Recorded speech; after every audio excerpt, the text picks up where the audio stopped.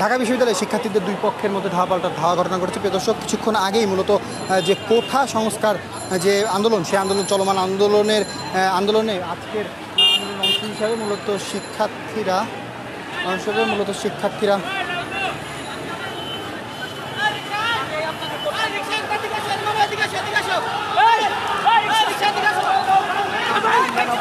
ভাই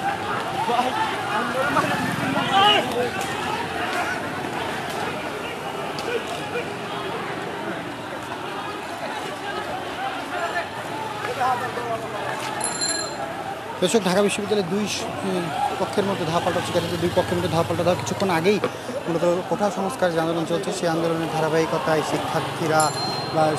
আন্দোলনকারী শিক্ষার্থীরা মূলত হলগুলোতে অভিযোগের ভিত্তিতে তাদের সহপাঠী বা সহযোদ্ধাদেরকে আটকে রাখা হয়েছে এমন একটি অভিযোগের ভিত্তিতে মূলত হলগুলোতে গিয়েছিল। তেমন এক পর্যায়ে গিয়ে মূলত শিক্ষার্থীদেরকে আটকে রাখার পরে কিন্তু আসলে এই ঘটনাটি ঘটে। বিপক্ষ করার লক্ষ্যে তারা হলে হলে ঢুকে ছাত্রদল এবং শিবিরের ক্যাডার নিয়ে একবার চিহ্নিত ক্যাডারকে নিয়ে তারা হলে হলে ঢুকে ছাত্রলীগ এবং সাধারণ শিক্ষার্থীদের গায়ে হামলা করেছে। আজকে ঢাকা বিশ্ববিদ্যালয়ের শিক্ষার্থীরা জড়ো হচ্ছে, যারা এই ন্যাক্কারজনক হামলা করেছে তাদের বিচার করতে হবে, আর নাহলে অন্যথায় এতে বাংলাদেশে আগুন জ্বলবে। কারণ ছাত্রলীগ সহ ঢাকা বিশ্ববিদ্যালয়ের জেলা স্টুডেন্টের উপরে আজকে শিবির বিএনপি ছাত্রদলের হামলা করেছে।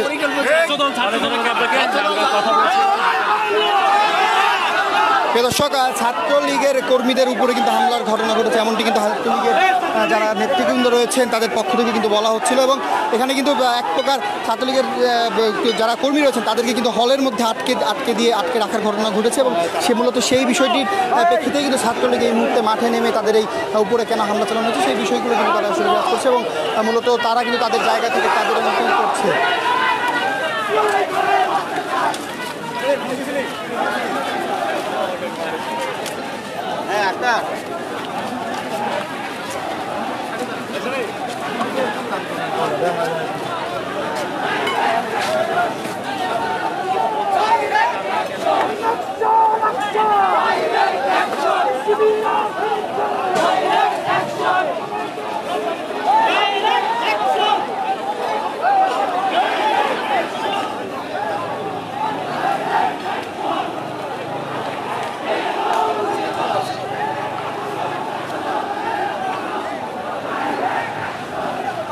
দর্শক, যে বিষয়টা আপনাদেরকে দেখাচ্ছি, ঢাকা বিশ্ববিদ্যালয়ের দুই পক্ষের মধ্যে শিক্ষার্থীদের দুই পক্ষের মধ্যে ধাওয়া কোঠা সংস্কার যে আন্দোলন চলছিল চলমান, সেই আন্দোলনের ধারাবাহিকতায় মূলত শিক্ষার্থীদের আজকে বেলা 12টায় তাদের রাজ্য ভাস্করের পদদেশে কর্মসূচি ছিল। সেই কর্মসূচিতে মূলত শিক্ষার্থীরা, যারা আন্দোলনরত শিক্ষার্থী রয়েছেন, কোটা আন্দোলন করছেন, তাদের পক্ষ থেকে অভিযোগ করা হয়েছিল যে শিক্ষার্থীদেরকে হলে আটকে রাখা হয়েছে। এমন একটি অভিযোগের ভিত্তিতে মূলত শিক্ষার্থীরা হলগুলোতে প্রবেশ করার চেষ্টা করেন, হলগুলোতে গিয়ে তাদের সহযোগীদেরকে বের করার চেষ্টা করেন।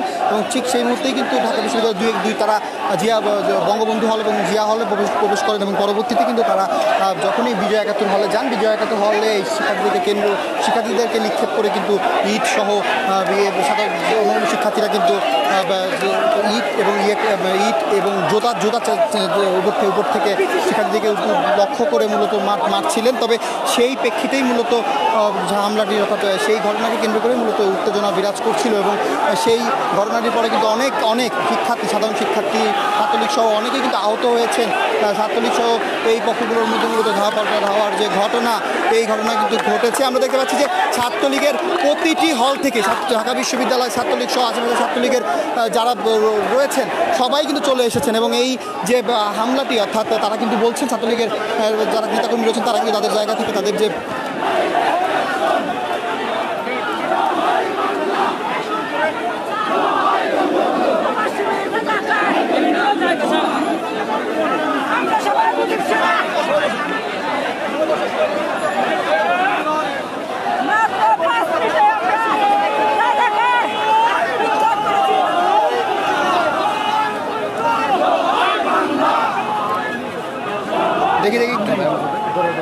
দেখি ভাই, একটু দেখি ভাইয়া।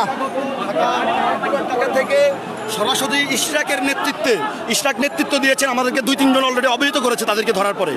নেতৃত্ব দিয়ে কালকে রাতে 2000 লোক পাঠিয়েছে। আজকে ছাত্রদল এবং শিবিরের চিহ্নিত ক্যাডাররা হলে হলে ঢুকে সাধারণ শিক্ষার্থীদেরকে হামলা করেছে।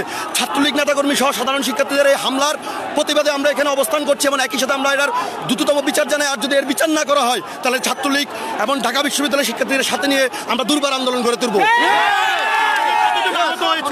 আমাদের সাধারণ শিক্ষার্থী 25 থেকে 30 জন আহত হয়েছে। আমাদের ছাত্রলীগের 5 জন নেতাকর্মী আহত হয়েছে। আমরা জানি না এরপর সেটা তো কালকে থেকে দেখছি অন্য খাতে নিয়ে যাওয়া হচ্ছে। একটা সাধারণ শিক্ষার্থীদের আবেগকে কাজে লাগিয়ে আমরা ছাত্রলীগও তো বলেছি এটা যৌক্তিক সমাধান চাই, সরকারও আন্তরিক, তাহলে আন্দোলন কিসের জন্য? তারপরও আন্দোলন আমরা করছি, আমরা তাতে বাধা প্রয়োগ করছি না। কিন্তু আন্দোলনের নামে যারা এদেশের বিরুদ্ধে ছিল, যারা এদেশের ধর্মীয় রাজনীতি প্রতিষ্ঠা করতে চাইছে, যারা পাকিস্তানি ভাবধারা বাংলাদেশকে ফিরে নিয়ে আসতে চেয়েছে, তাদের একদম সরাসরি মধুতে হলে হলে ঢুকে ঢুকে আজকে শিক্ষার্থীদের গায়ে হামলা করা হয়েছে। এটি কিসের নমুনা?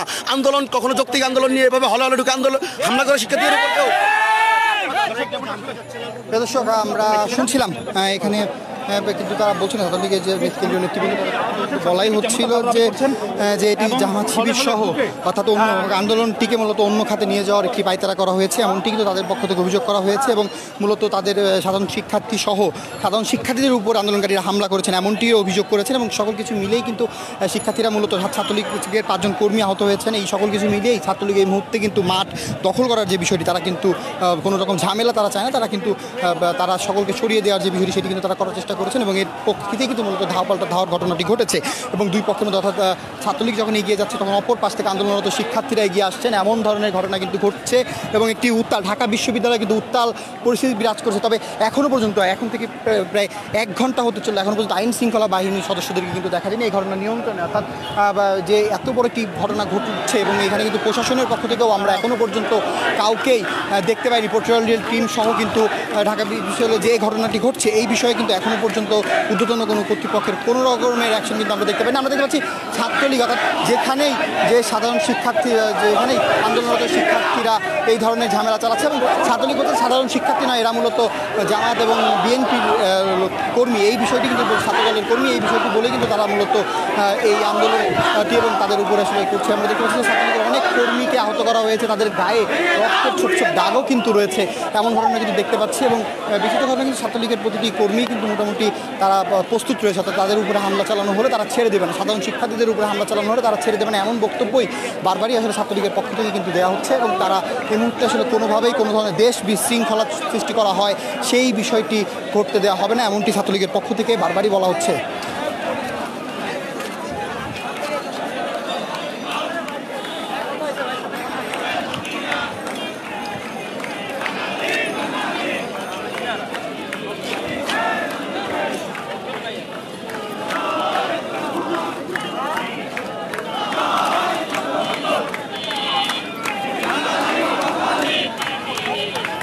এই মুহূর্তে আমরা ভিসির বাংলার সামনে কিন্তু অবস্থান করছি।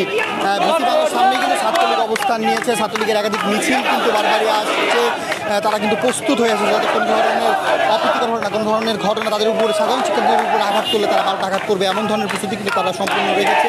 এবং আমরা দেখতে পাচ্ছি তারা স্লোগান দিয়েছেন।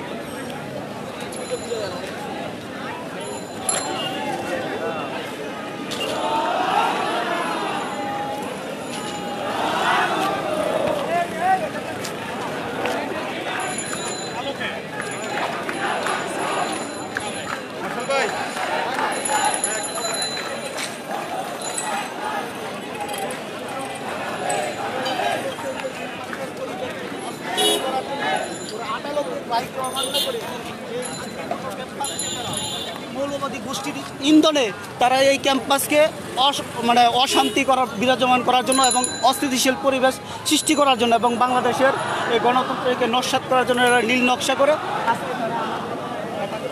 দর্শক দেখা যাচ্ছে ঢাকা বিশ্ববিদ্যালয়ে এক ধরনের উত্তেজনা কিন্তু বিরাজ করছে, অর্থাৎ এখন থেকে ঠিক 1-1.5 ঘন্টা আগে থেকে কিন্তু এই ঘটনাটি শুরু হয়েছে। মূলত সূত্রপাতটি ঘটেছে যে কোটা সংস্কার যে আন্দোলন চলছে সেই আন্দোলনের আজকের যে কর্মসূচি ছিল সেই কর্মসূচির রাজু ভাস্কর্যের সামনে থেকে মূলত শিক্ষার্থীরা বলছিলেন যে শিক্ষার্থীরা বলছিলেন যে তাদের সহযোদ্ধাদেরকে হলগুলোতে আটকে রাখা হয়েছে। এমন একটি বিষয়কে ভিত্তিতে মূলত হলগুলোতে শিক্ষার্থীরা প্রবেশ করার চেষ্টা করেছিলেন এবং সেই প্রেক্ষিতেই কিন্তু ঘটনাটি ঘটেছে। অর্থাৎ প্রথমে বঙ্গবন্ধু হল, পরে জিয়া হলে প্রবেশ করা হলে এরপরেই কিন্তু মূলত তারা বিজয় একাত্তর হলে প্রবেশ করে। বিজয় একাত্তর হলে প্রবেশ করার পরপরই মূলত এই ঘটনাটি ঘটেছে এবং এই ঘটনাটি তারপর থেকে কিন্তু উত্তেজনা বিরাজ করতে শুরু করেছে। প্রথমে বিজয় একাত্তর হল, এখন পুরো ঢাকা বিশ্ববিদ্যালয়ে উত্তেজনা বিরাজ করছে এবং শিক্ষার্থীরা এখন কিন্তু দেখা যাচ্ছে যে ছাত্রলীগের কর্মীরা কিন্তু এতক্ষণ চুপ ছিলেন, তারা কিন্তু এখন নামতে শুরু করেছে, তারা কিন্তু রাজপথে আসতে শুরু করেছে।